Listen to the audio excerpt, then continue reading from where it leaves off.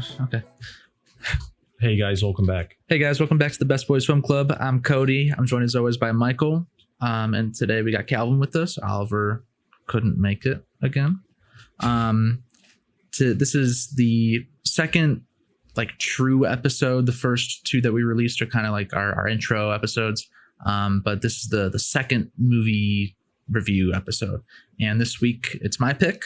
And we're going to be talking about The Sting. Continuing the buddy theme. Yes, yeah. It's our second movie in the... Oh my God.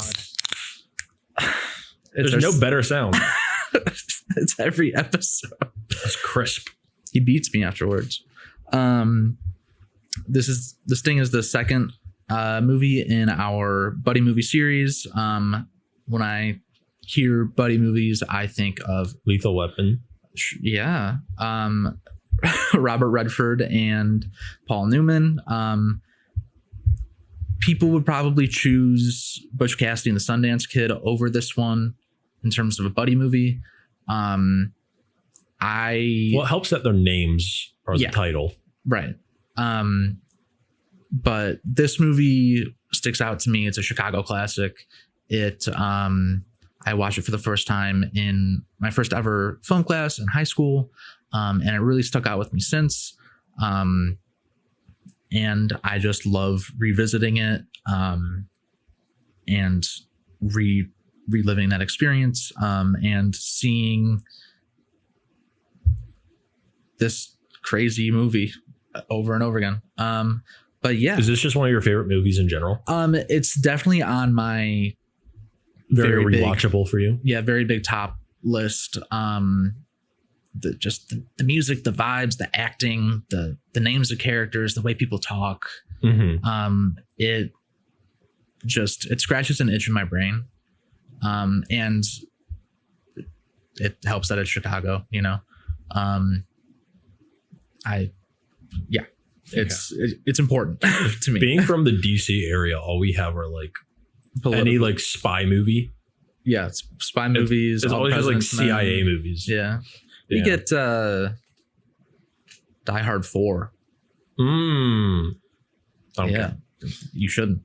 All right. So yeah, The Sting. Some basic info. The IMDb blurb that they have is one sentence. It's really bad too. Two grifters team up to pull the ultimate con. Which is true. That is true. But I don't think they could have said that in a more boring way. They're really underselling it. Yeah.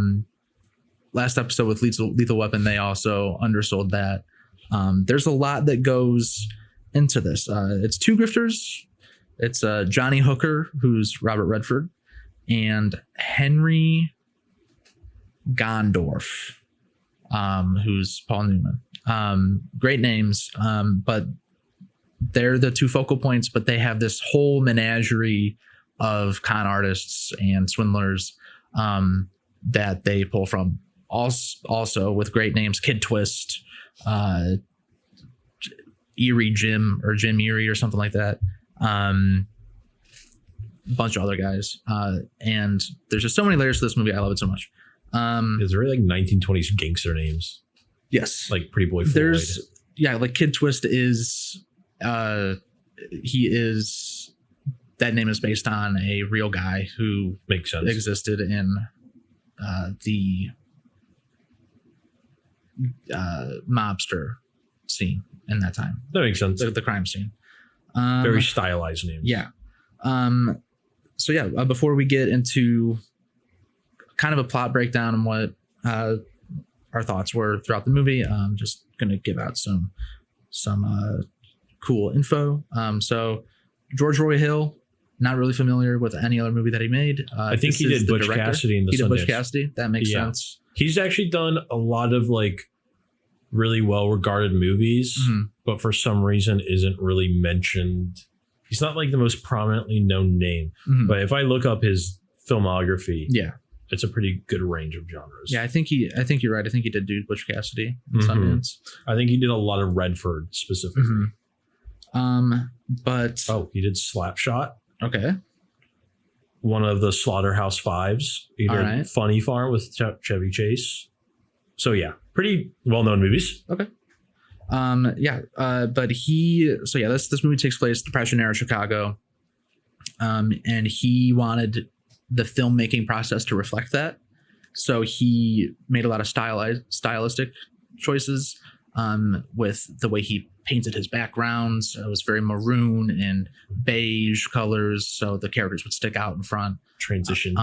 This transition, I love the transitions. The storybook aesthetic, and the paintings that they use. I think every movie should open with like the book opening, regardless of genre, theme, tone. I don't know. I think that kind of bring that back. I don't know, dude. Like the old Disney movies, where it's like a live action book flip open. Bring that back for every single movie. Yeah, Shrek does that. Using it as toilet paper. Dude, imagine like It Follows does that. Okay. But this movie is the only movie that Robert Redford was nominated for Best Actor for. That's kind of crazy. And I don't think he won, but he was nominated. What year was that? 1973. So a year after The Godfather. Yeah. Robert Shaw, who plays the main villain, Lonigan, he walks around with a limp the entire time. And that's not really like a character choice. He slipped and fell on a handball court and had to wear a knee brace. And he just incorporated this limp into his character. Similarly, Robert Redford, he broke his thumb. So there's a lot of times where he's using his hand, but he picks things up in a really weird way to avoid using his thumb because he's not wearing a cast on it. So he'll like eat a fork, like he'll use a fork with four fingers, but not like a panda. Yeah, pandas just have a nub. Yeah, he'll like. So it's not like prehensile. One of these, yeah, but very strange to go through and realize. Like if you look for it, you could find it. Yeah. Now that'll be like the only thing I see.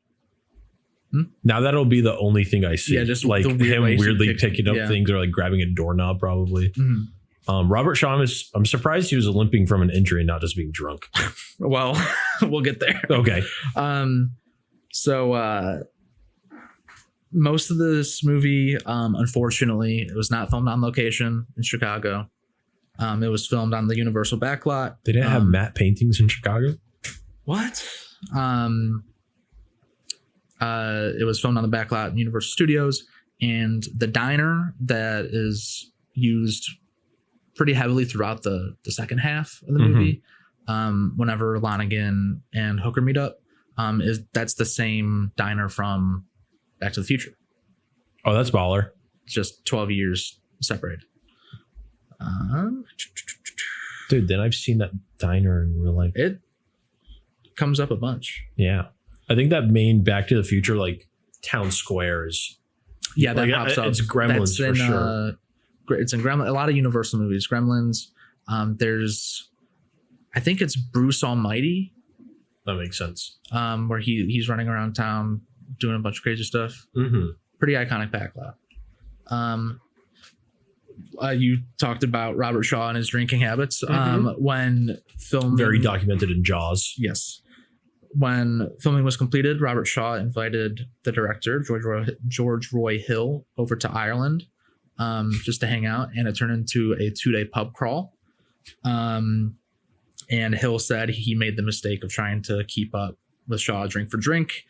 And then, yeah. Yeah, that was a big mistake. Yeah, big mistake. Apparently, Shaw got into a fight when he was drunk over ping pong because he kept losing. And he was beating the guy with the paddle. Every Robert Shaw story, he's definitely like an angry drunk, which sucks because he's drunk 24/7. Yeah. He's like Churchill level of just never stops drinking. Maybe even less drugs than like, no, I've never heard anything about like drugs. But I was just thinking of like trying to go shot for shot with Robert Shaw is probably the same as like keeping up with Hunter S. Thompson or one way trip into a just the alcoholism.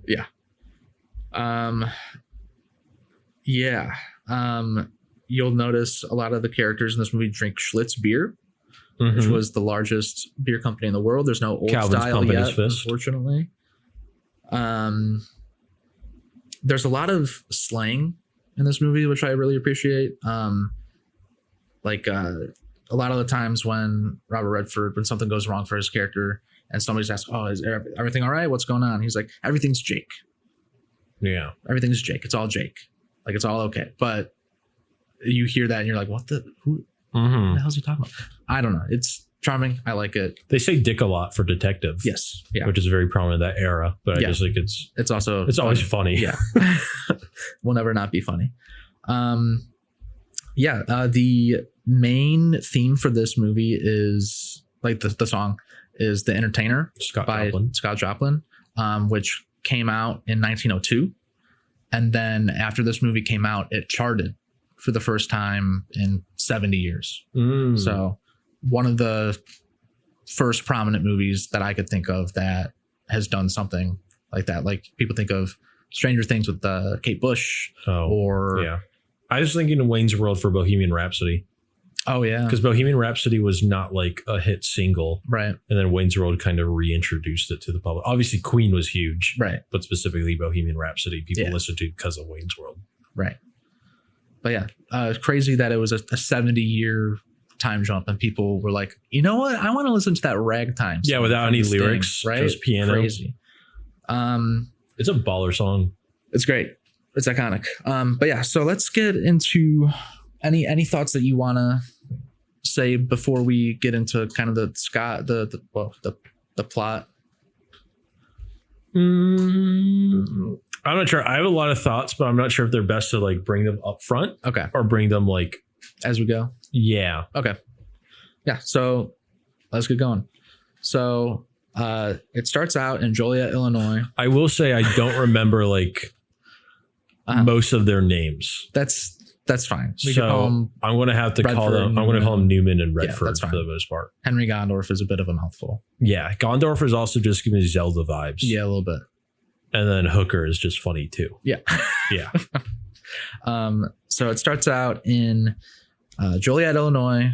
Shout out Joliet, about an hour southwest of Chicago, and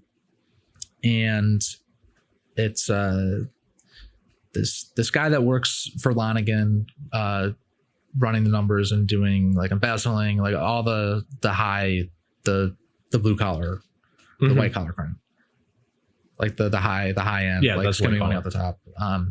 And the guy owes money needs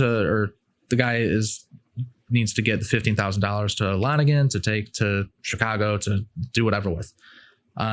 Gives the money to a runner, and the runner leaves the building he's in, and he sees the character Luther and another central side. There's character. A lot of just guys. There are a lot of guys in this movie that are often used as just like plot vehicles. Yeah. Yeah. So I think that's part of the reason why I can't remember anyone's name. That's fair.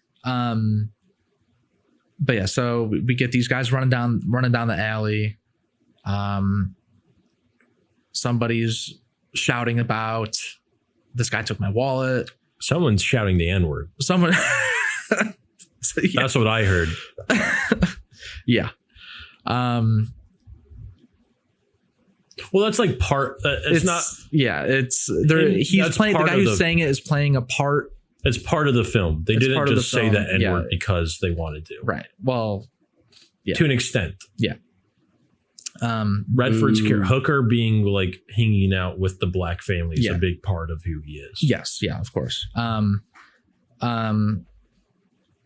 So this guy's running away. He stole this guy Luther, his wallet. Luther's chasing after him. And this is where we get our first con. Robert Redford comes in, saves him, gets the money back, whatever, with the help from this mob guy. Mm-hmm. And then, oh brother, it's a little convoluted. Yeah, it's very fast in how they do it. And there's layers. with all these cons. So then running down the alley, that was trying to trick the guy into helping them out. He helps. He kind of just stands there, and Robert Redford does all the work, but he takes the credit for it regardless. He's like, there's $1,500 in this wallet. I need this to go to these people immediately. And the guy's like, yeah, of course, I got it for you. And then he like is about to tuck it in his suit jacket, and Robert Redford's like, no way, don't do that. If they pat you down, they're going to find that. If he's waiting around the corner, they're going to get you. Put it in your waistband. So he takes the real money, puts it in his waistband, takes out another envelope, gives it back to the guy. The guy was never going to help him out. He was going to keep all the money for himself. Mm-hmm. He goes the opposite direction that he was told, realizes, oh shit, I don't have the money. And he doesn't have the money for Robert Shaw's character Lonigan either. Mm-hmm. So he goes off and he's never seen again. Yeah, we don't really realize at this point that that's kind of like the inciting incident, I suppose. a big deal. Robert Redford and Luther and the other guy involved in the con comes back, and they find out that they have like $15,000 total. So like any con artist who suddenly comes into a lot of money, he immediately buys a suit. Mm-hmm. He buys fancy wine, takes his girl out and goes. First stop is a speakeasy casino in Joliet, Illinois. Puts all $3,000 of his dollars that he has left all on red, and he loses it immediately. Now, it was a fixed game, mm-hmm. but he loses it immediately. And he's just like, well, shit. He puts his hat forward and he's like, all right, I guess we're out of here, babe. Let's go. His girlfriend leaves him mm-hmm. immediately. And he as she should goes over to his friend's house. And they hang out. Then they go their separate ways. And then as Radford and his friend are walking home, a cop comes out of nowhere. Cop car pulls up on him, flings the door open, chases Robert Redford into an alley, punches him a couple times, says, "You owe me money. You better give me money." Somebody just is like, he's a dirty cop. He's trying to squeeze anything he can out of Robert Redford's character. And he tells him somebody ripped off this really powerful guy. And if you know anything about it, you better tell me, or you're going to wind up like your friend Luther. And then we're like, what happened to Luther? What? And then he immediately runs back. Luther's this older guy. He's like, this was it. This is my last big con. Luther is essentially Hooker's mentor. Yeah, he's Hooker's mentor. Straight conning. Yeah. And Hooker is pretty much like accepted into Luther's family. Mm-hmm. Like that when we first, there's a scene where Hooker goes to meet Luther and his family, mm-hmm. and they already know him. Like, they're close. He's like Uncle Hooker, whatever his first name is. Johnny. Yeah. Yeah. And also I like how Luther's family is also very, I don't remember, they're not really into conning, but like they're going to church just for bingo so they could win some money. Yeah. They're all very fiscally motivated. Yes. Well, it's Depression era. Mm-hmm. So they're trying to get any up they can. And with this big score, Luther's like, I'm done. I'm out. Luther also is played by the father of James Earl Jones. The actor that plays him goes by Earl Jones. He's credited most often as Earl Jones. There's a definite resemblance. Yeah. But really, really crazy tie. I didn't remember that. That's so crazy because I remember so many stories where like James Earl Jones as a kid was a mute. Really? Yeah. Until like one of his professors forced him every day to like read a passage aloud to the class or something. Whoa. Which seems pretty terrible. But yeah, I guess it did help him. Yeah. I mean, he voiced Darth Vader. Yeah. I mean, he's known for his voice. Yeah. Mufasa, Vader. Guy from the Sandlot. Yeah, the guy from the Sandlot. But yeah, crazy. The guy that plays Luther is James Earl Jones' dad. That's awesome. Awesome. Hooker goes back to Luther's apartment and finds that he was pushed out of his window. And he's like, oh shit. They killed him. He just got out. He wouldn't. This was them. I gotta go. So he books it onto the next train to Chicago. Luther says before he dies, he tells him to get out. Like go try the big con. Go try the major leagues. Luther says that he's past his prime, but also he talks about like it's race related, right? He also can like. Does he ever mention that? I think so. I think he alludes that he can't do like a lot of big crimes because of his race. So he was. That's why he was so good at street conning. Yes. But he says like I'm past my prime. You can like do more than what we're doing right now. So go see, because he's got like real talent. Go find Henry Gondorff. I told him where to find. I told him you're on your way. So he hops on a train that night to escape getting killed by the mob. And goes to where the mob would never be. Chicago. The south side of Chicago. And he stumbles to Paul Newman's and Eileen Brennan. Eileen Brennan is like kind of the woman of the house, like runs a brothel and speakeasy bar that has a merry-go-round. Kind of like a madam. Yeah. She's also got like a carousel front, which is crazy. Yeah. And Paul Newman works on the carousel.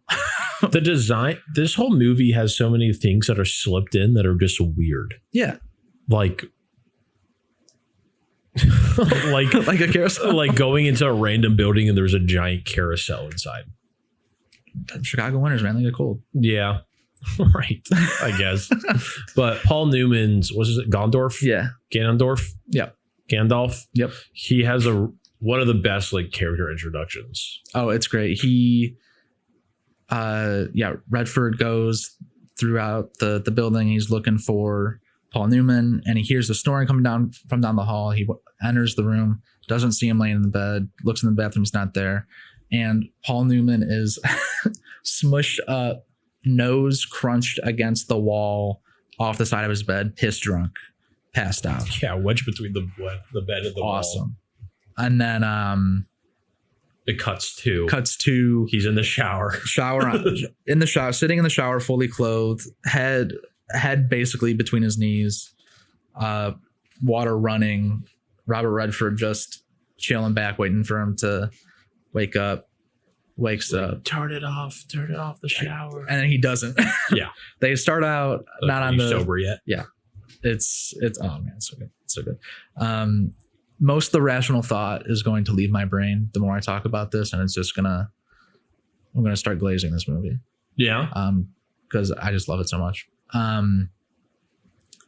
But yeah, he gets sober. They have their little character introduction. And Gondorff, Paul Newman, lets Hooker know how much trouble he's in, who he pissed off, what he did. And what's Shaw's character's name again?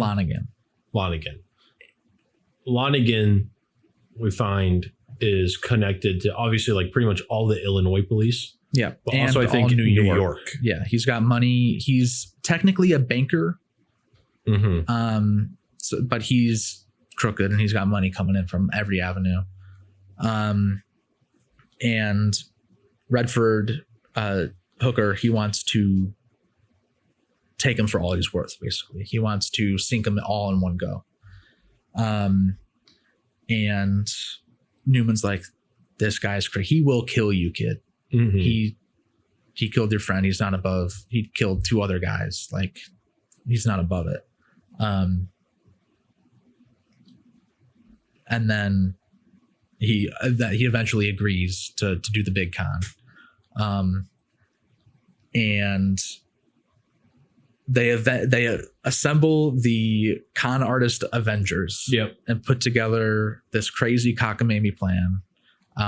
They get the guy that's on the phones. They get a guy who's working. He has got a solid job at a bank, Depression era, is a bank teller, is getting paid probably decent money. The guy walks out of his shift, quits his job on the spot the second he sees Paul Newman. This is very... Okay, so the original Ocean's 11 came out before this movie. Mm. and I haven't really seen that movie in a long time. But The Sting very much is like, I mean, they're all obviously like con movies, but I feel like so many elements from the newer, like the George Clooney Ocean's 11 can be like seen in this movie. Oh yeah, because it's also just like the Avengers of con man. Yeah, and that like everybody's such an good at something premise. a little different. Yeah, everyone's got a niche specialty. Yeah, going after like the biggest, most powerful guy. Right, of course. And they all when they acknowledge each other, they all do this little brush like a on nose their salute, nose salute, like a sign that they see each other and that they're in, basically. And then they start getting this plan together. They learn about Lonigan, Robert Shaw, coming from New York to Chicago on a train, and there's always this really big poker game. And they need to kind of cast out a lure to draw them in, so they could take away a little bit, so they can take away a lot later on. So they set up the con before the con on the train. And at this point, the pacing, I will say, in the second half, the pacing does kind of take a hit a little bit, but that's to be expected, because like when it's like set up, when it's all set up, it goes by fast, because that's like part of the style. Right. So I guess now that I think about it, a lot of this movie just reminds me of Ocean's 11, because they're just similar premises. That's fair. But it's like same in Ocean's 11. It's a really wicked fast. We're assembling the crew. We all see what they're good at. Let's start, and like the ball gets rolling, and that's when we get into the weeds of things, which things are slowed down to really like, I guess, just further examine them. Yeah, but from here, it's from the second Luther dies and Hooker's on the train and shows up to see Paul Newman, it goes. It goes really fast. So we go to the card game.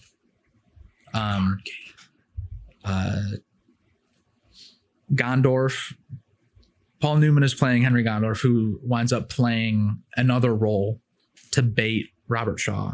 Yes.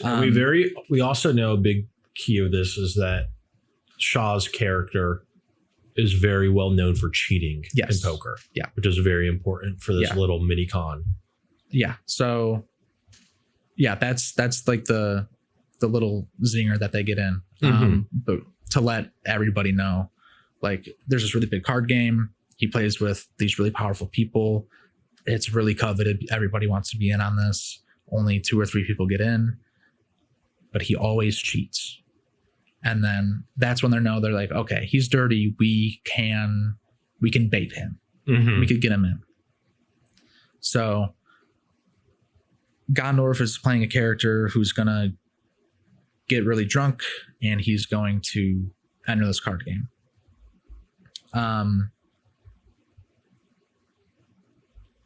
And the entire time in this first half, before the ball is like really getting rolling, the cop that stopped Robert Redford in the start, his name's Snyder, he is hot on the trail.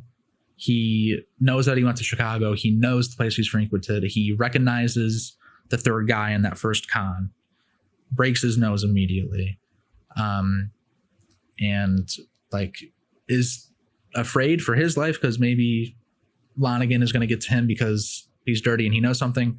But Redford also owes him.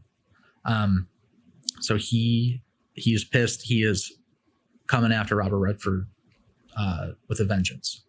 And it's in that scene where he breaks the guy's nose. This is right before the train scene, where they're assembling the crew. You don't really see like a sense of community or like an honor among thieves kind of thing in a lot of these stories. But everybody in this movie who are all con men, they all have each other's back. They don't sell anybody out. They're all on the same side. There's for sure a code. Yeah, there's a code, and it's refreshing to see, and it's fun to see. Yeah. Look who it is. Hey. So we get to the train. Paul Newman is kind of warming up, doing a bunch of card tricks in his own room, warming up before he goes into this big deal poker game. And they have him doing some pretty complex tricks, and Paul Newman is like nailing them. Like during each take, he's nailing a bunch of them, but he can't get one. So what they had to do for this one card trick is they got like a hand double. If you look really closely, you can tell that they're not Paul Newman's hands. Okay, for some reason, sorry, I was like, "This is in the movie." No, this is real life. This is real life. Sorry, yeah, yes, behind the scenes. So Paul Newman is actually good at sleight of hand. Yeah, Paul Newman is nailing some of these tricks, but there's one that he needed a nail. double to do. Yeah, so they brought in a hand double, and then the way that they do it is crazy because they use an invisible cut, because the way that the shot goes is he's doing the card tricks, he's flipping through the decks, making sure the ace of spades is always up, and then he does this really crazy one, and then he's got his he does the trick, he's got his hands set on the table, and then there's an invisible cut, but it looks like there's no cut, so it looks like Newman did it, and it just pans up from his hands to his face, and he looks really content with himself, or he's like so it's all in one take. Yeah, but so there's an invisible cut where the hand double got stitched in. Okay. Yeah. Okay. Yeah, that's cool. Yeah, my OG history film teacher pointed that out. Oh, nice. I like that fun fact. Yeah, I didn't notice that when watching the scenes. So that means the cut, they did it well. Yeah. But this is my favorite scene, by the way. Yeah, I think it's probably like one of the most well-known scenes. Yeah, I would say so. So yeah, Paul Newman's character, he buys his way into the game, and he acts really drunk getting in, and he acts the most obnoxious, annoying, loudmouth, laugh in your face, rich guy who doesn't give a shit about anything that's going on. He's playing this game against a well-known criminal, and then people who are in like positions of power in like state level, like somebody from Pennsylvania and somebody from Indiana are like, it's like the Sopranos poker game they always talk about. Yeah, it's like Sinatra Jr. and like all the secretary. Yeah, really, really prominent people in this game, and he's being really belligerent, really disrespectful.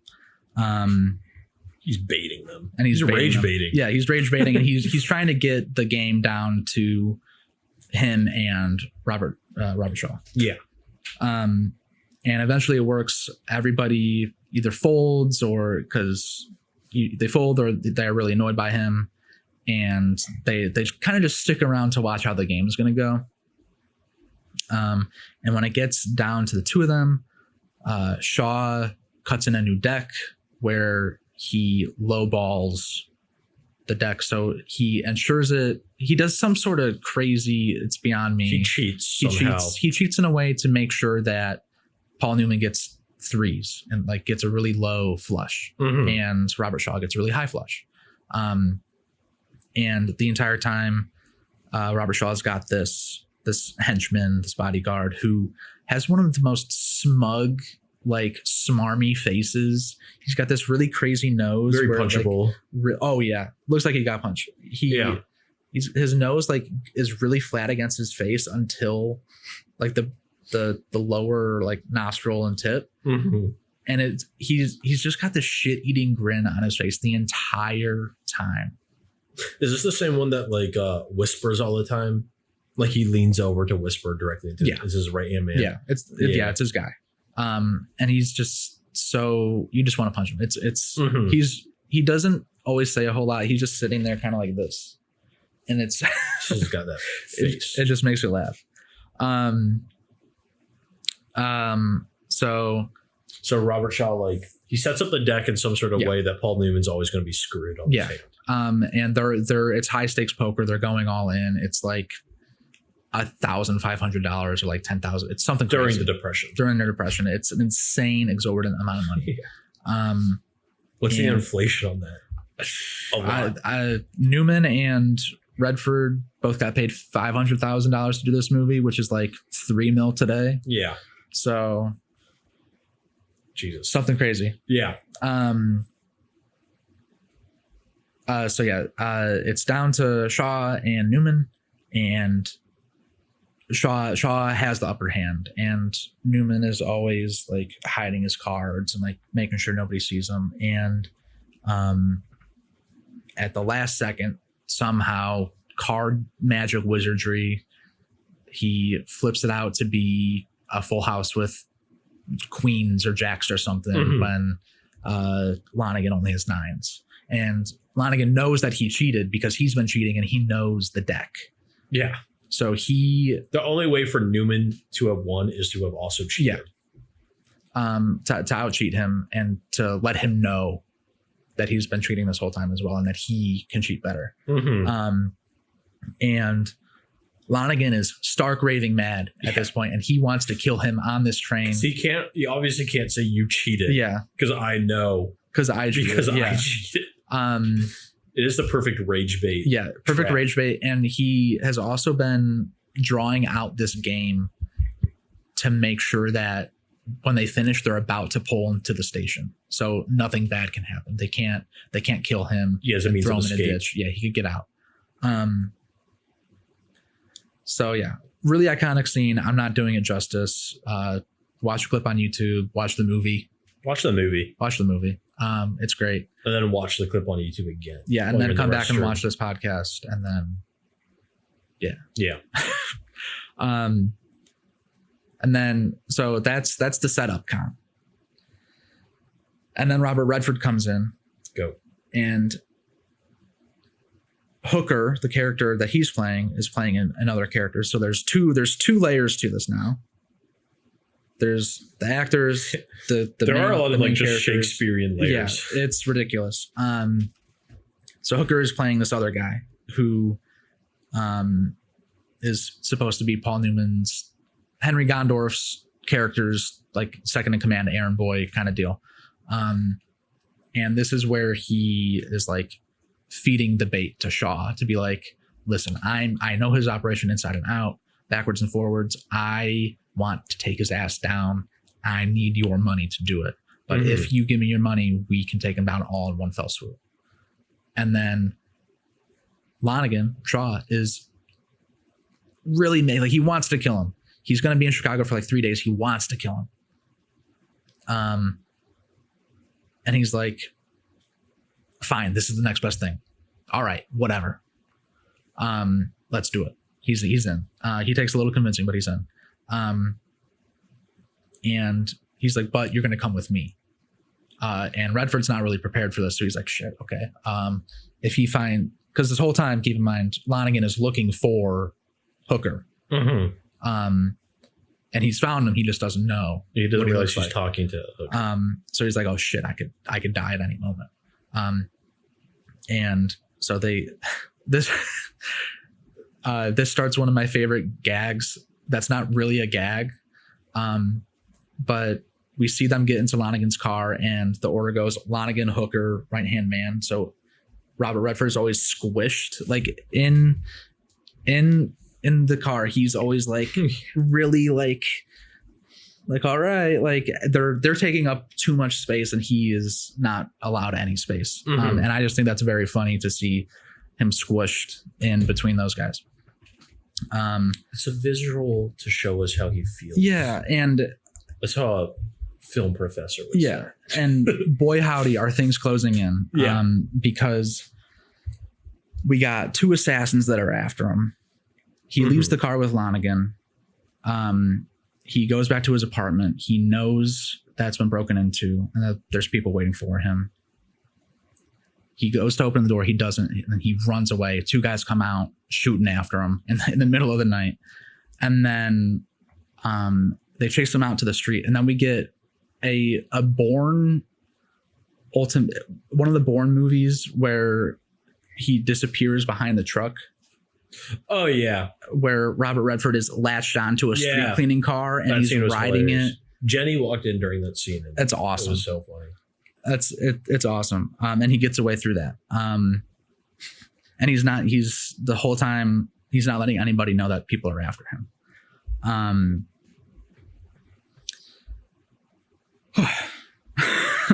talking a lot. That's what a podcast is for. Yeah. Any thoughts on your end? Have I missed anything? You haven't missed anything. I don't want to derail this conversation in such a way. I mean, I'm kind of railroading it a little bit. That's fair. Whatever. I will say, and this does not make sense to me. Okay. I want to preface this. I don't really have an explanation. For something about this movie just doesn't really click with me. Interesting. And I don't know why myself. Because like on paper, I kind of love everything about this movie. But for some reason, watching it just doesn't draw me in the same way like I would think it would. Really? I love Newman. I love Redford. I love the style. I love con men. I love a lot of the sequences. Like the whole poker scene is, I just think I just love that scene. It's one of the best in general. I love Shaw a lot. Yeah, he's great. I mean, I love that they're stupid outfits. I have half of those silly hats myself. I love like every individual aspect of this movie, but for some reason it just never clicked with me. And I watched it in high school for the first time. It didn't click with me then, and it didn't with me this time either. And I myself do not know why. It's like you hate fun, but I know you don't. I know, yeah, because I don't know. I think a lot of it, like I said, I don't really know why. So I know that's kind of like terrible for the conversation because there's nothing to rebuttal. Because I would probably agree with you. But I think a large portion is, first of all, aside from certain things, a lot of it is very dialogue heavy. And especially with like the names, I can't keep track of like who is who for a good part name wise. That's fair. A lot of it is also because of it's shot beautifully, but for some reason, I feel like there's sometimes like the way the light hits their faces. I also have face blindness to a certain degree for a lot of the actors that aren't like Newman, Redford, and the ones I'm familiar with. So sometimes I just like visually get them confused, and that throws me off. Okay. So because there are other similar movies where there's a lot of like moving parts and characters that I'm able to like follow very well. I'm not sure if it's like the lighting that screws me up, or maybe they're all dressed kind of similarly to such a degree. Yeah, I think, well, I mean, a lot of them have similar but distinct clothing. Like Hooker is wearing his newsboy hat, and he's wearing like his they all have like iconography in some sort of way. The way like you can pick out Indiana Jones regardless, because he wears that fedora and the whip, whatever. Yeah. A lot of like during the movie, I was trying to think of why this doesn't click with me, and I couldn't really figure out. But like I said, I've been talking about Ocean's 11 a lot. There's just another movie where they have a lot of similar concepts and sometimes executions. Yeah. And I love the Soderbergh. I think Soderbergh, right? Ocean's 11. So I was trying to figure out myself, why do I love Ocean's 11, but I don't love The Sting in the same way. Have you come to a conclusion on that, or no? Just and that's what's kind of throwing me off. I don't know what to say to that. Yeah, I didn't expect you to I know. Solve it for me. Yeah, that's why I was kind of like hesitant to even like say that, because it doesn't make sense. But for some reason, it just doesn't click that same way. But I'm not saying I dislike this movie by any means. I very much like this movie. Okay. But well, as long as there's that, I think that's what's important. I just don't I won't really sit down and think let me turn on The Sting the same way I would pretty much even like Butch Cassidy and Sundance. I'd watch more. So I'm not sure. Sure, because I was thinking I like all the directing choices. Yeah. I love all the acting. I love every part about the film. I love except for the watching it. No. Just for some reason, it doesn't click the way that I think it would click, or someone would think it would click. Yeah. With me. Okay. Well, that sucks.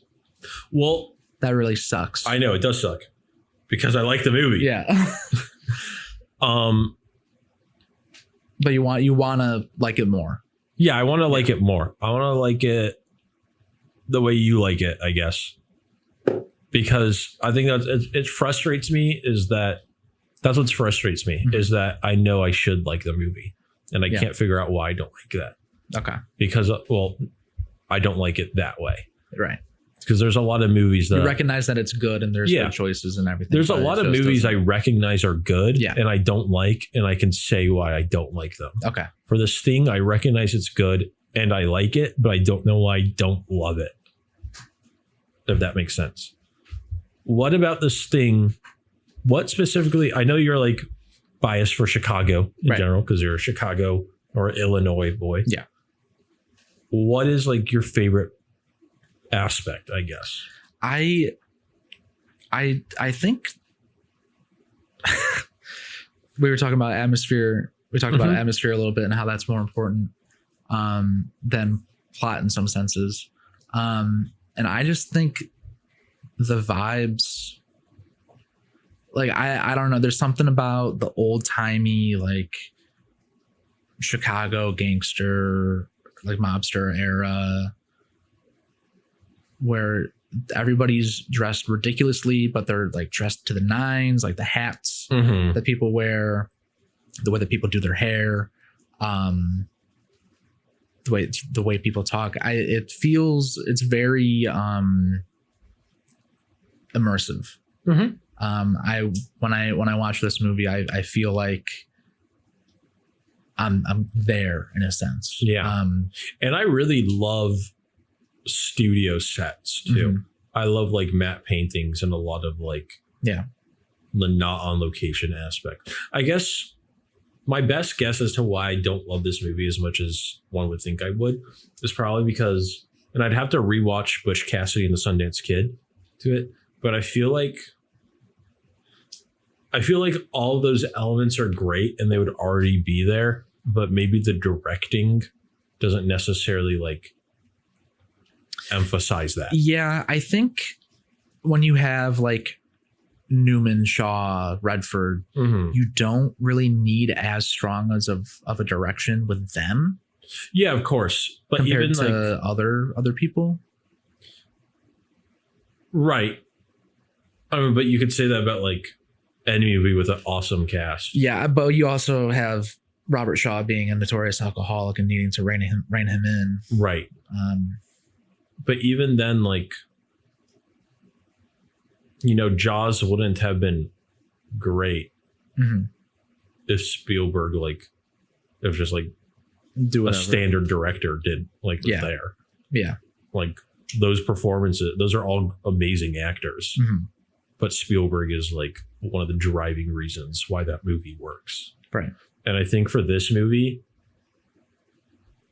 I feel like the camera is just there. Okay. Except for like some pivotal shots. Hill talks about not like the movies back in the day in the 30s that were made. They didn't use a lot of extras. So he doesn't use a lot of extras. So I think it can kind of feel empty. Yeah. That's at not some the point reason for me. That's what? That's not like, okay. That's not, that doesn't matter to me. Okay. Well, shoot. Shit, because I love The Cube. No. Have you seen The Cube? No. It's like just 5 people in like a horror movie. Oh, it's the elevator one? That's dumb. No.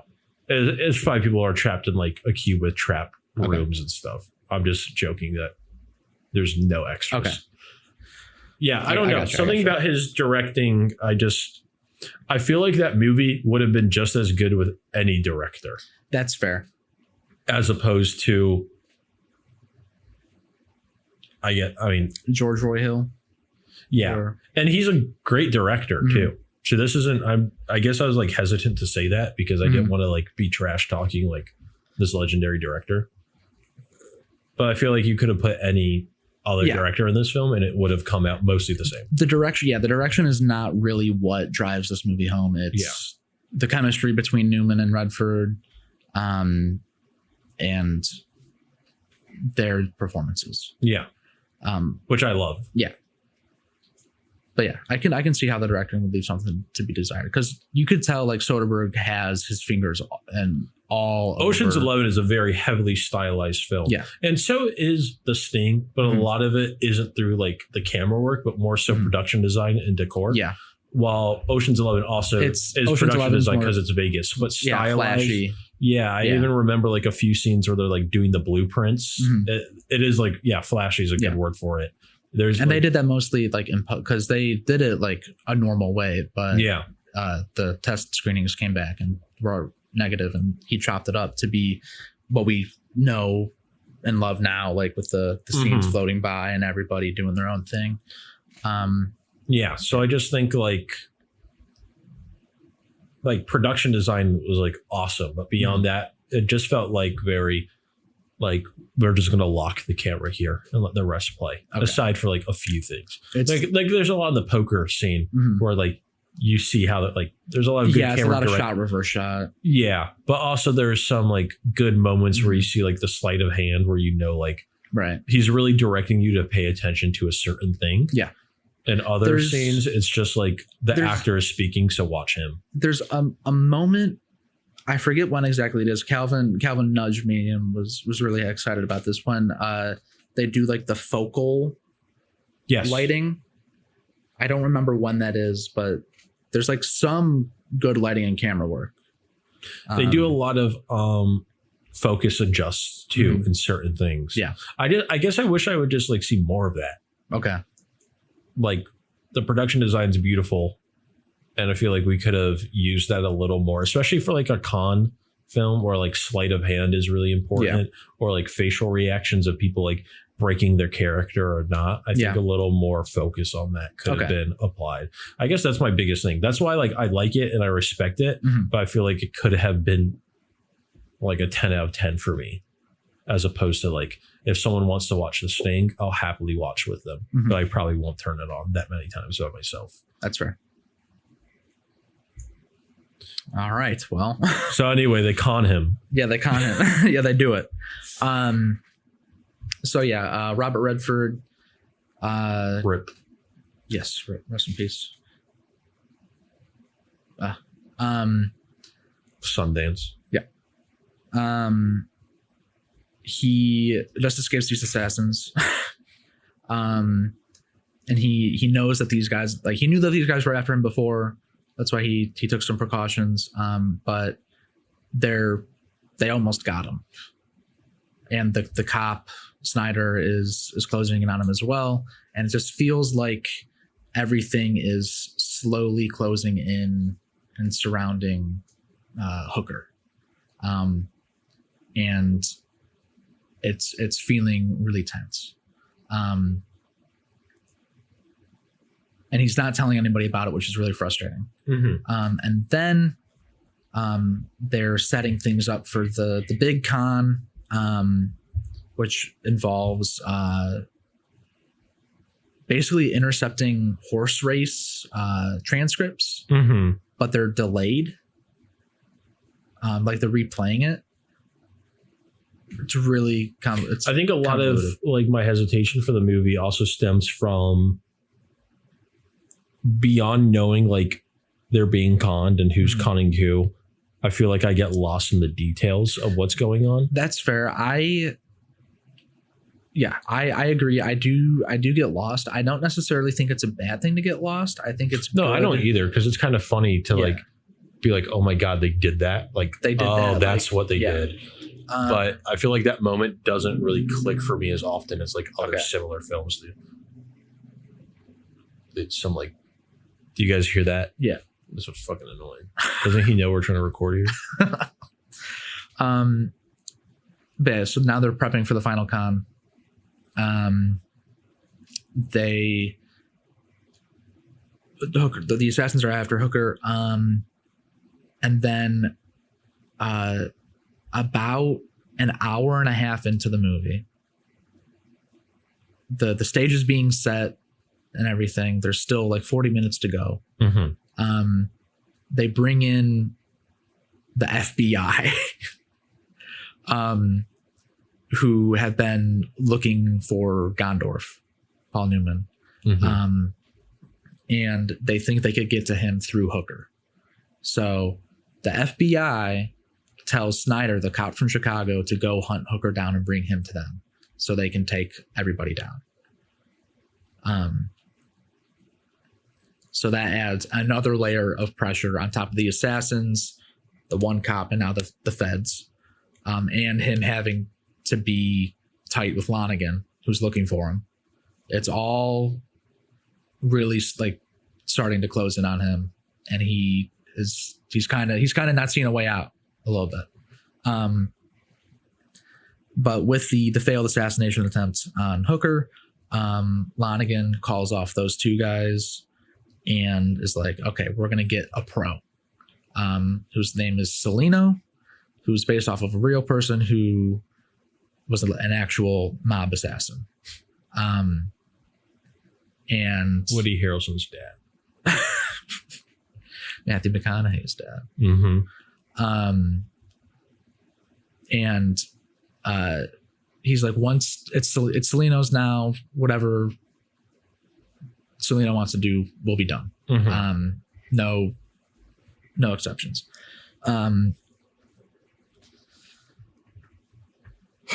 So yeah, they progress. Lonigan wants to see the operation and get a little taste of what he wants, proof that what they're going to do is going to work. So they do a small fish bet on the fake horse races. So he gets in there. He makes eye contact with Paul Newman, and they have a moment where Newman calls him out. Newman is always throwing jabs at Shaw, and it's like, oh, make sure this guy has his money, all this stuff, like calling him broke, calling him a cheat and a liar, and constantly questioning his character in front of him. And Shaw can't do anything about it yet, but is just molding the entire time and just hates him, Mm-hmm. hates his guts. And it's so funny, just all the looks that they shoot each other. But yeah, so they do the dummy bet. They figure that all out. Lonigan is like, all right, this works. Let's do it. We're gonna bet $500,000 in 1930 whatever time money.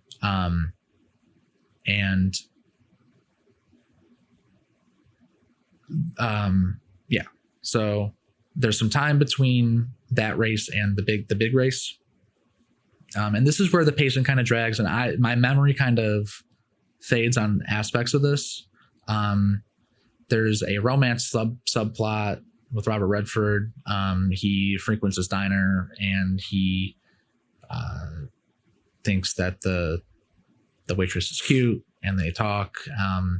And one night he's there at like 2 a.m. after setting up things for the con. He notices somebody outside waiting for him. And he escapes by sending the waitress to the bathroom. And then he goes out the front door. So the guy notices him. The assassin notices him. Chases him through the restaurant. Newman flings open the window. Redford. Jeez. Flips open the window, gets into the stall with the waitress, and like stands on the toilet. So he thinks it's only her in there. And then he loses him. And then he gets away. He just runs. He says, "Thanks, see ya." Bolts off. And then the next scene, we see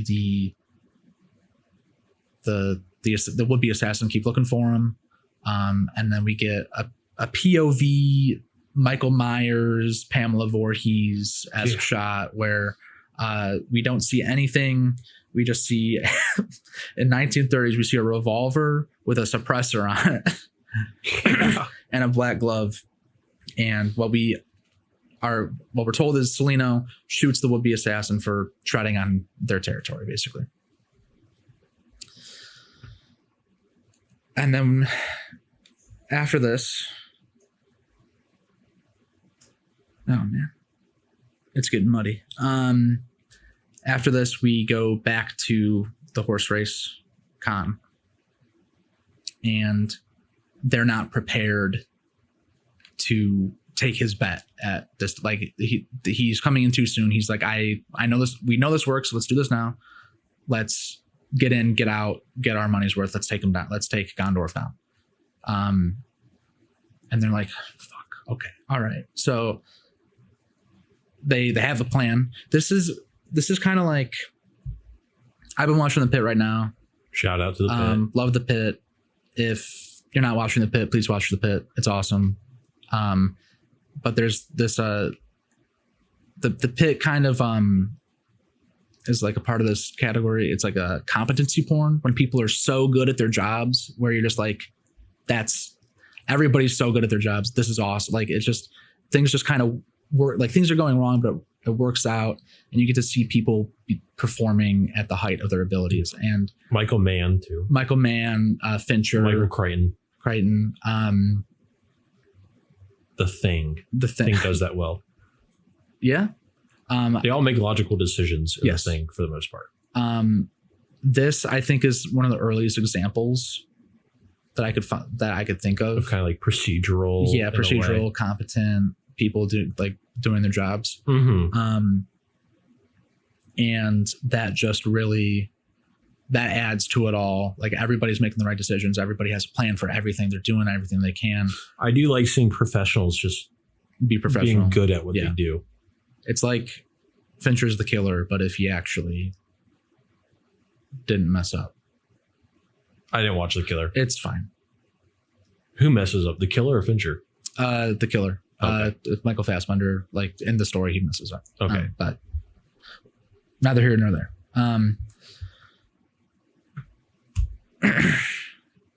So they box out. They basically box out Lonigan from placing this really big bet until they can be prepared. And they just barely are able to skirt by this because he would have won that race. And they just weren't ready to handle all that cash. And like they were jumping the gun basically. So there's some things I'm forgetting / leaving out, but this is where it's they tell him to come back tomorrow or in a couple days, and we go to the night before the big con. Mm-hmm. And they, for like 10 minutes straight, there's no music, there's barely any dialogue. Redford goes and is like it tries to get with the waitress, succeeds, all that. Newman is drinking, like thinking about how the next day is going to go with Eileen Brennan. The cops are hot on the trail, all that. But it's like really reserved, muted, no music, just like tension building. They go from the night before. Oh, and most of the time during this, during the second half, we see somebody in the background with like black leather gloves wherever Robert Redford shows up. Just very Giallo. Kind of, yeah, very Giallo, very Mr. Claw from Inspector Gadget. Yeah. And we keep seeing these black leather gloves. So we see the night before, and then we see the morning of. We see Redford wakes up in a panic.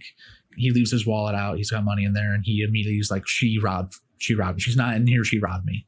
That's not the case. He's like, oh, wow, what a nice girl, man. Thank God. Whew.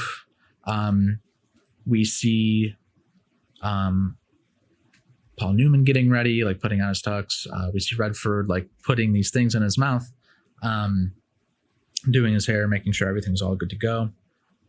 We see the killer. We see somebody with black leather gloves with a revolver and a suppressor, screwed the suppressor on, and is across the street from Robert Redford. So The tensions are at all time high. The assassin's closing in.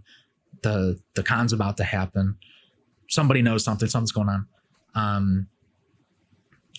Redford leaves his apartment, is walking down this back alley with this big suitcase, and he sees the waitress. And he's like, oh, she was coming back. Oh, man, this girl's so great. And then we see the guy who we think is the assassin walking up behind him, like kind of peeking around the corner and being like this, like scooting around. And then he kind of just walks into the middle of the street, whips out his gun. We think he's aiming at Redford, and then he shoots the waitress right in the head. And you're like, oh, what's going on here? What? Why did he do that? And then he runs up very in like dress shoes, like leather shoes, like cloppy shoes. Like you could hear his footsteps. It's very funny. And the way he runs is like this. It makes me laugh. He runs over. He's like, look, kid, she had a gun. She was going to kill you. This is Seleno. She was the one. And he's like, oh my God. I almost died. And he books it off with this guy that Paul Newman sent to protect him because he figured something was up. And now we're on to the big con. The big con. Before I touch on anything with that, do you have any more thoughts? I just don't care about that. Okay. The assassin reveal blew my mind the first time I saw it. I was kidding. I like that. I just think there's... Okay. I just needed to say something. No. I like how many layers there are to this film. Mm-hmm. Do you feel like me trying to rehash it it's a lot for my brain to wrap around because there's some stuff I haven't covered. Do you think there are too many layers in this film even? Is that a complaint? I think audiences nowadays are so dumb that they can't handle 8 layers. They can't handle 8 layers of actors playing characters that are in situations that have things going on that other characters are playing characters. Yeah, I think it could be a bit much. I feel like sometimes having so many layers does take away, especially if it's like just a 2-hour film. Yeah. You can't really explore things to a way and like that I truly... Yeah, if you would have broken this up to be like an Infernal Affairs type deal where it's like there's 3 of those movies, but the first 2, like we get the story of the first one and then we get like the backstory. I think this would be great as a 2-movie series. I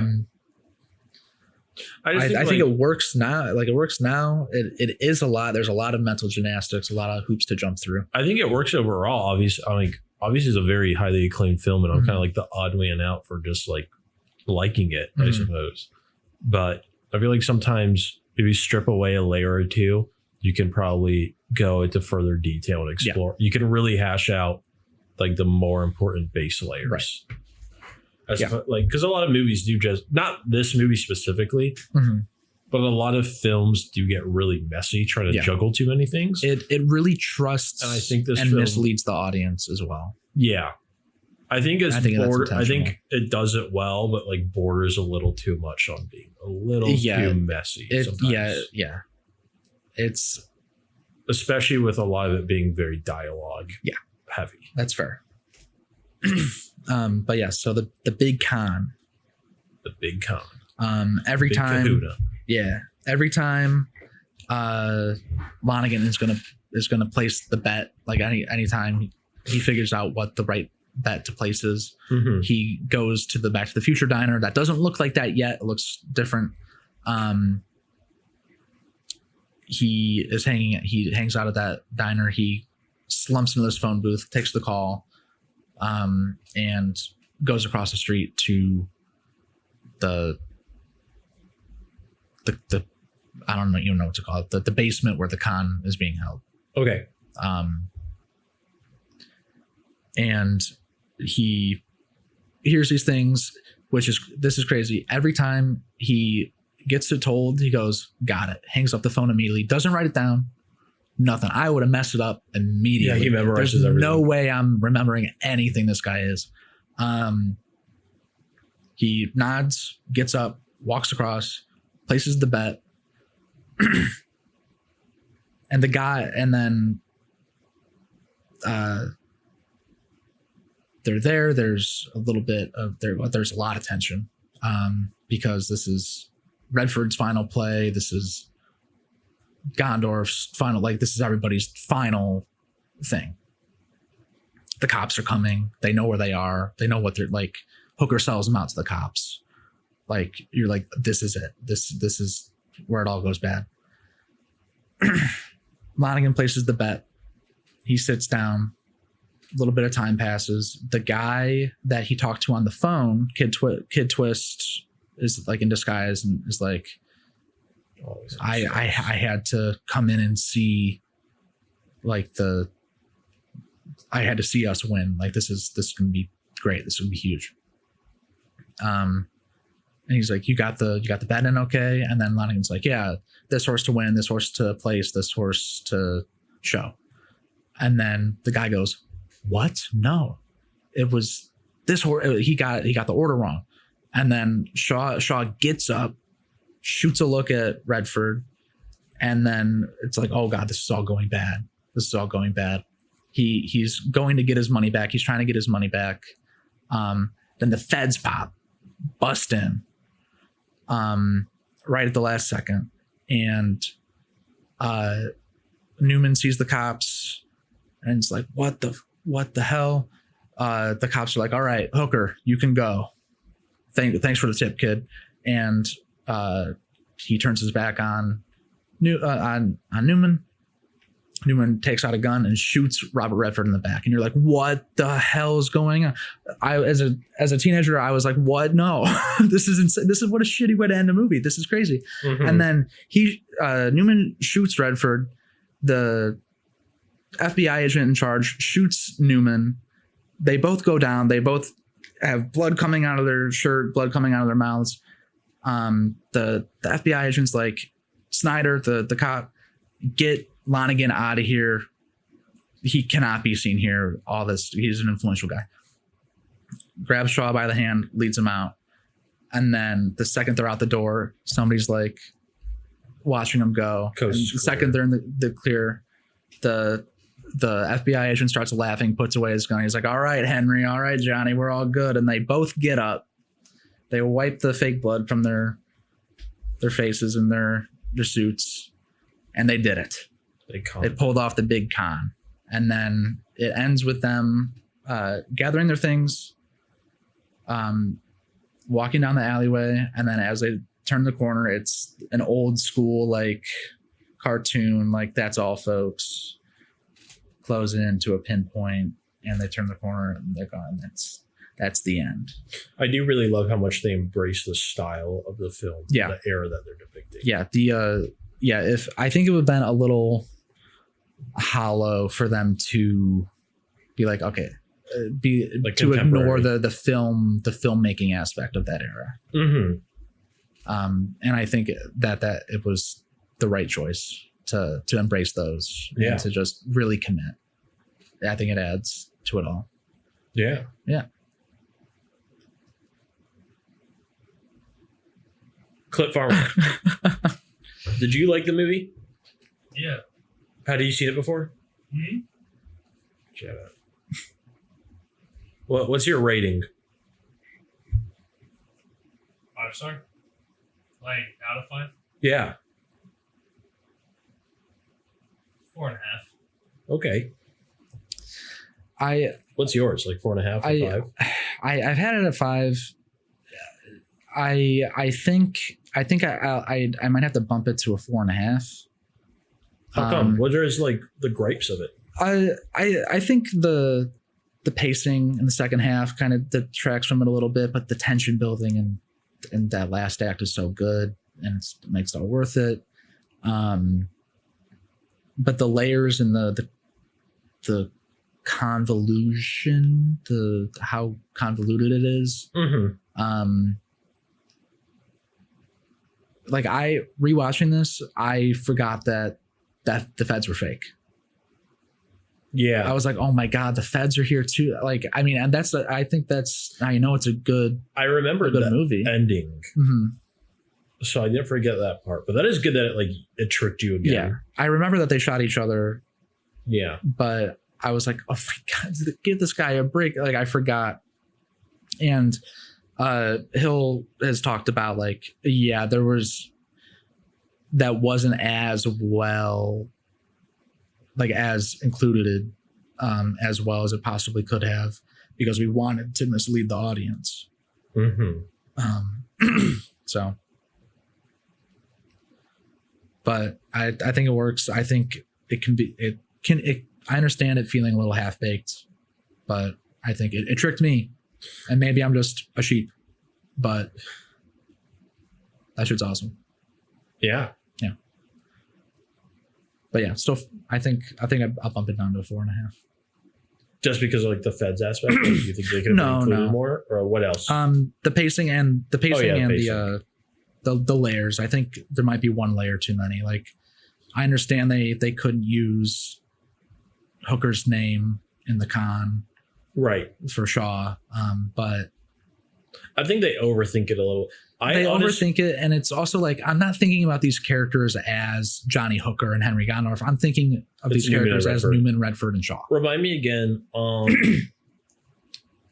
the one, okay, like his little like romantic subplot. Yeah, that's with the killer. That's with the assassin. So, but like if we took away that, would the con change at all?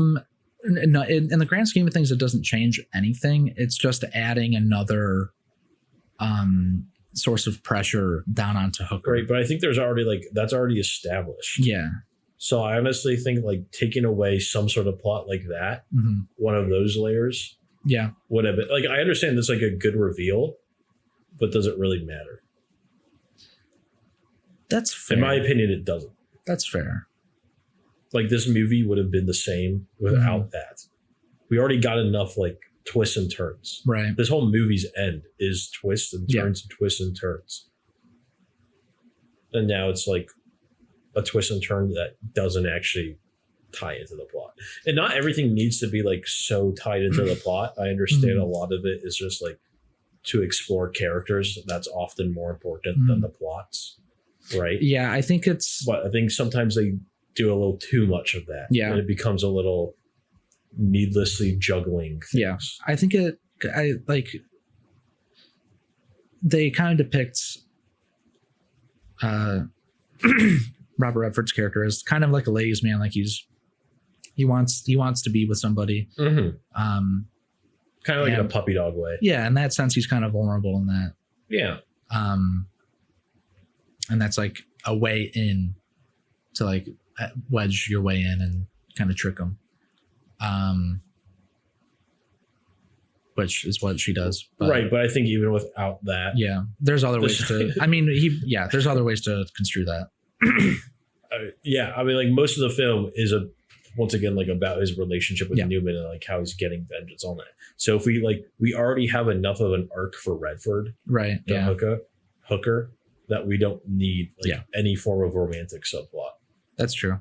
Or if we keep that, I'm just thinking of the romantic subplot because that doesn't change the film. Yeah, I think if you change it to,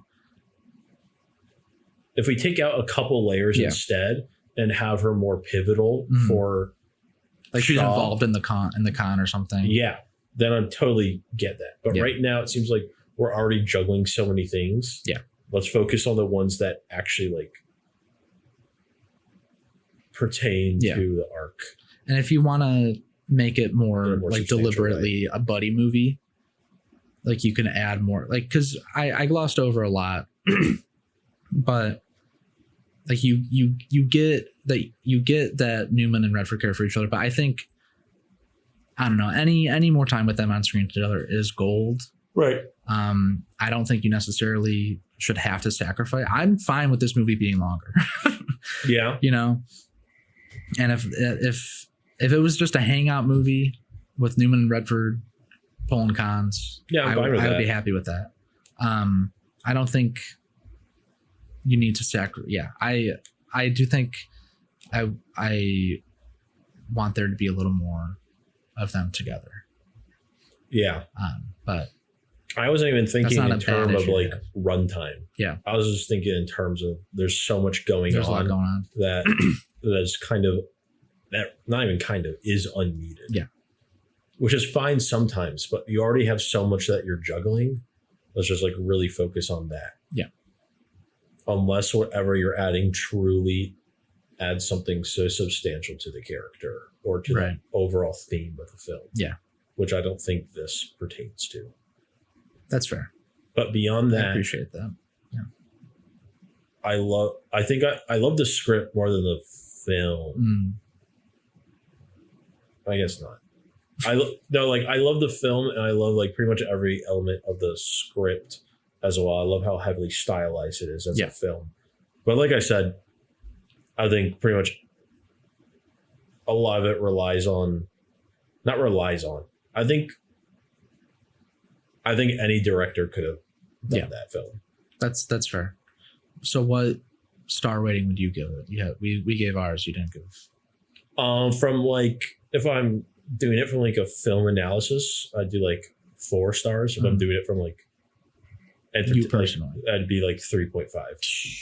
But I usually when I used to like do star ratings on Letterboxd, I'd rank movies like more objectively than what I like. There's a lot of 5-star and 4.5-star films that I do not care to ever watch again. But I appreciate like as a movie, they're great. Some things that you just can't. Yeah. And there's a lot of movies that I'm like, this is a garbage movie. This is like maybe 2 stars max, but I will rewatch it because like I loved it. Was entertaining. Yeah. Mostly terrible horror movies. I mean, not the Terrifier movies though. I actually haven't seen those. Don't. I'm talking about like Friday the 13th ripoffs. Okay. With Jason Alexander, who's George Costanza. Yeah, if anyone wants to see a Friday the 13th ripoff, go watch The Burning. It's literally like the same plot. Like it's like young Jason Alexander. Yeah, he's a teenager. And he's got like a fire hydrant build. He's just like short and stocky. It's like his athletic era. And basically it's Friday the 13th in the way like it's a camp, but people pull a prank on the janitor and it goes too far. Okay. So the janitor, I don't think he dies. I think he's like severely burned. Oh. And he comes back for like vengeance. Okay. It's came out like a year after Friday the 13th. Okay. Anyway, I was just saying an example of like garbage movies that I love. Yeah. But I recognize are garbage. Right. And amazing movies I recognize as amazing. Yeah. That why would I ever watch that again? Sting, I would totally watch again. I'm not trying to hate on the Sting. But you just want to seek it out. Weapon. You I feel like I would probably turn it on by myself eventually. I like it enough, and I'd probably watch it again to like try to get more into it. But I won't turn it on as often as I turn on like my favorite movies. Okay. Well, shoot. Yeah. I don't have any fun facts. Any more fun facts? Any more fun facts?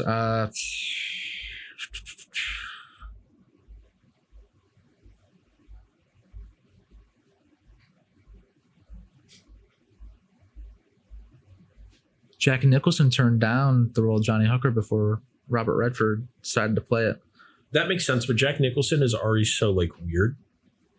Yeah, it's hard to imagine him in his One Flew Over the Cuckoo's Nest era being like, yeah, let me play. Redford is much more like ordinary, everyday charisma charm. Yeah, he's the everyman for sure.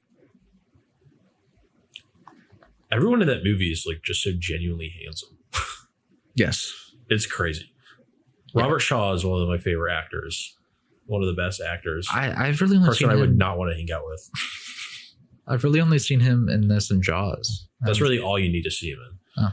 Because those are 2 of the best acting performances. He's so intimidating in both movies. For different reasons. Newman and Redford both seem like cool guys to hang out with. Yeah, I would totally go to a bar with them. Yeah, I'd go to a bar with both those guys. Make some spaghetti sauce. Yeah, and dressing. Yeah.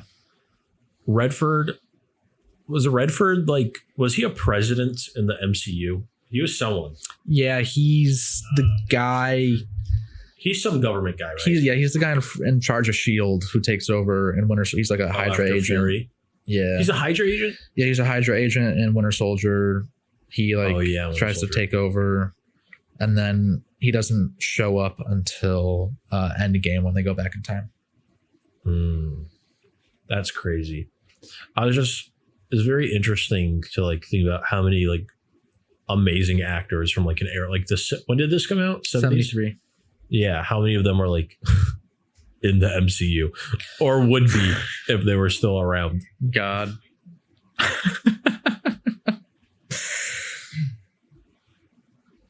Like a lot when Robert Redford passed away, I bet there's a good amount of like kids who are like, oh, the Hydra guy. Yeah. And not like Sundance or I mean a lot of I remember when Newman passed away, but like when Redford passed away, I was explaining up to a lot of people like who Robert Redford was, and like, oh, if you don't know Robert Redford, he's always in movies like Paul Newman. They were a duo. Yeah.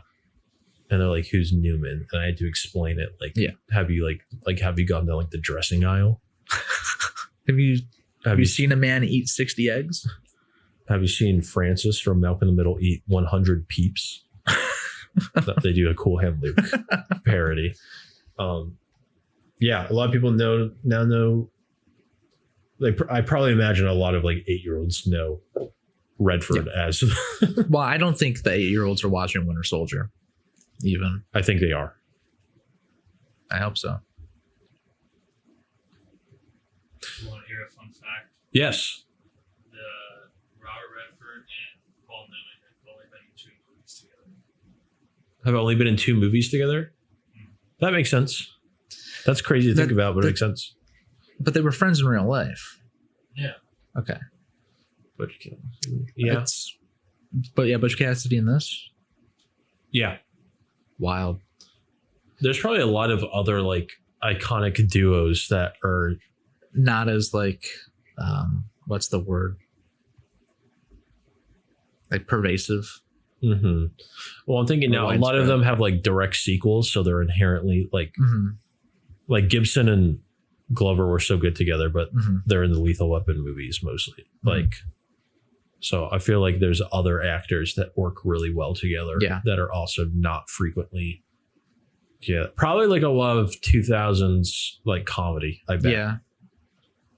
Probably like Will Ferrell and someone. Yeah, Will Ferrell and John C. Reilly. Yeah, like they really only have Talladega Nights, Step Brothers, and a terrible Sherlock Holmes one. Yeah. Yeah, but you'd like think they'd be in more. Yeah, something like that. Yeah, 2 guys that are like tied together and more than just the films that they're in. Right. That, like when you think of buddy movies, you think of Newman and Redford, and it's hard to talk about one without the other. Yeah, I think they're forever connected. They got so many bangers with and without each other. Like, All the President's Men, Cool Hand Luke, like Slapshot was huge. Slapshot, Cars. Yeah, was he Doc? Yeah, Doc Hudson. Yep. The Hustler. Yeah, The Hustler. Cat on Hot Tin Roof for Newman. Newman's so good. He is. Cool Hand Luke is so good. They both are so good. Yeah, that's Calvin is like excited to end this. Dude, his fingers on the space bar right now. All right. Well, if that's any indication. Yeah, so thank you all for watching and listening. This has been the Best Boys Fun Club. You could find us on any audio platform and YouTube. Follow us on our Letterboxd as well. Our link is in our YouTube bio. It's best_boys FC. Yeah, thank you all for watching. We'll see you next time. Thank you.